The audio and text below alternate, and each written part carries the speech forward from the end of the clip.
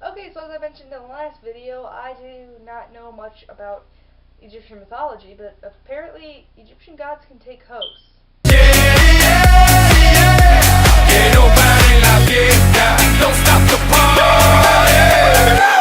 So, we're going to talk about Anubis' host today, which is Walt Stone, the second, perfect guy in this book series. This is, there are two perfect guys, and they became the same person. Sadie complained, so I don't know why she complained. I wouldn't complain if that happened. So, we were talking about Walt Stone. Now, I've thrown fire because he is not in Red Pyramid. He's in this one. This is where he comes into play, and he is he's very interesting. I also have a lot of questions because he mentions that he is the descendant of King Tut. Yeah, that one pharaoh who died at 18 and his tomb was discovered in our lifetime. So cool. And I got lots of questions because I'm like, wait, if you're a descendant of him and he died at 18, he did have kids? Okay. And he mentions that the curse, this curse, which is why King Tut died, is the reason that he is dying. He has that disease and there's no cure for it, and he has it, and using magic makes it worse. So what does he do? He uses magic, but he makes amulets, so I guess it's not that strong of magic. But to fix it, he's going to talk to Anubis, and Anubis is going to take him as a host, and because he's hosting Anubis, he can live. Logic!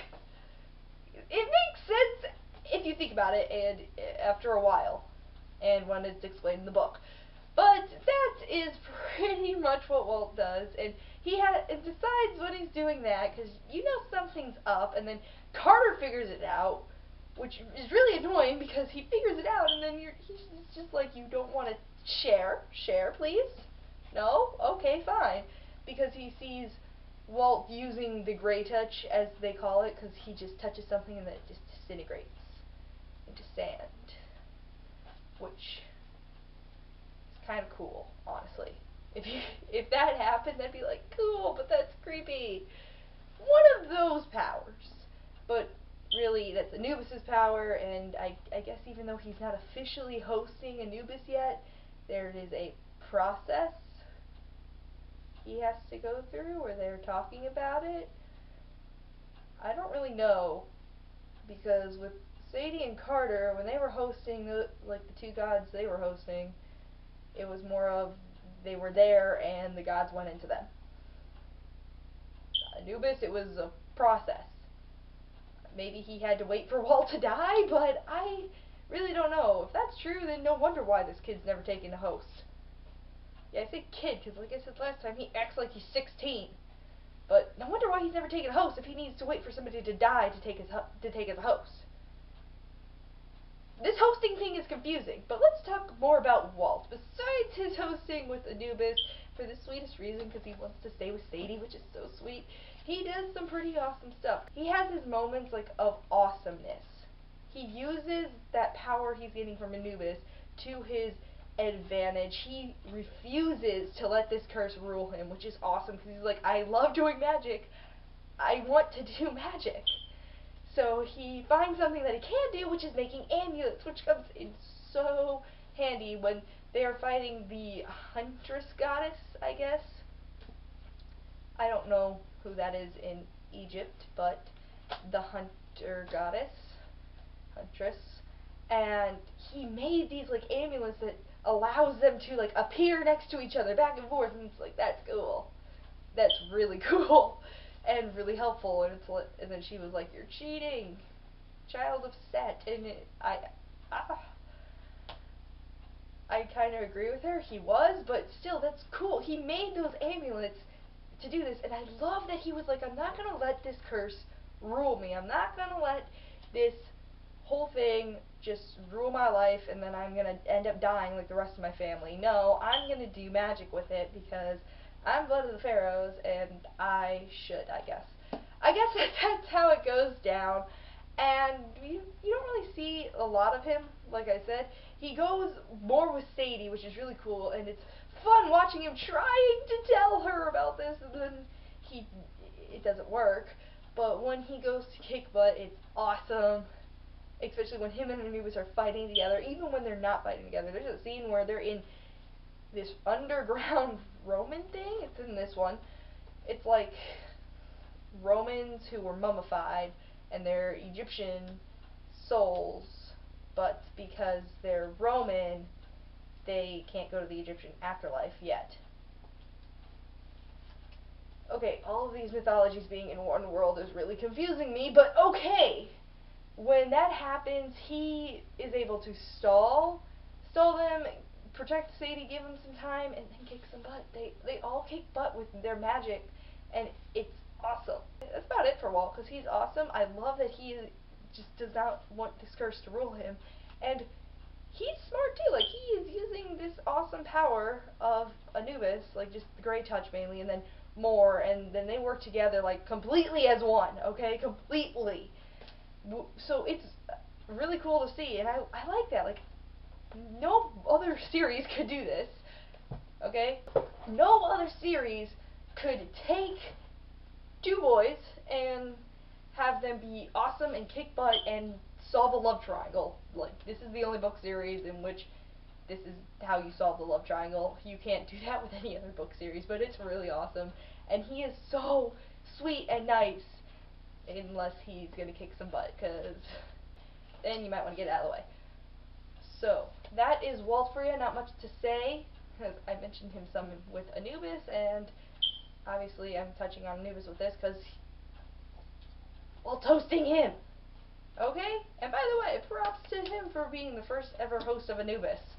But, if you think about it, if somebody has to pretty much die and then come back to be the host of Anubis, no wonder why that guy's never taken a host. No wonder. But he does it. He's the first one to ever do it. The House of Life doesn't catch on, which, again, makes him pretty smart to do this, because it's like he's following the path of Anubis, and the House of Life can't figure it out because they don't like that all of them are trying the paths of the gods.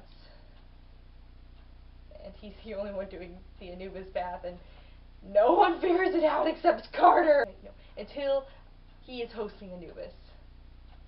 Till then. Again, I'm really confused with the whole hosting thing, because I guess, like, different gods, different rules, but whatever. Walt's still awesome, and one of the probably nicest guys in all the book series that I have read. He's that kid. He's the kid in school that just gets along with everybody. He does. He gets along with everyone. So, yeah, he's awesome. Now, let's see. Now, we'll teach you a word today. So, your Egyptian word for today, how about we do, fun one. Here's a fun one. Miss. You know, sometimes when you're playing a sport and you want, in like basketball for example, you'll yell miss at them if they take a shot. Well, now you could yell it in Egyptian. See what they say. And that looks like sapper, which is S-A-P-E-R. And here's the hieroglyphic for it. Right there. I don't know if you can see that, but there it is. Sapper. Miss. I'm going to have to try yelling that next time I go to a sporting event. And now for the Riordan tweet of the day. And I lied. Actually, this one's going to be multiple tweets because it's kind of a conversation. And if you're a Harry Potter fan, you will enjoy this. So, somebody tweeted him, "I'm in Harry Potter class. We're discussing how terrible the Percy Jackson films are. And it's fantastic." Riordan was like, "Back up. Harry Potter class?" And then the next tweet he puts up, because like I said, this is kind of multiple tweets. The next tweet he puts up, like, a class on Harry Potter for actual credit. How come I never got to take that in school? And then somebody tweeted him in response, "It was probably due to the fact you were already out of school by the time that the Harry Potter series came out." He said, "No excuse." know which school has a Harry Potter class, but I agree with him. Why doesn't every school have a Harry Potter class, or just like a fantasy book class in general? That would be awesome. That would be. I don't know who had that, but that's multiple tweets for you, because it was like it was 3 tweets but 1 conversation. So I had to say them all to make it have some sense. So that's it for today, and next week we're going to talk about Zaya. So thanks for watching. Bye!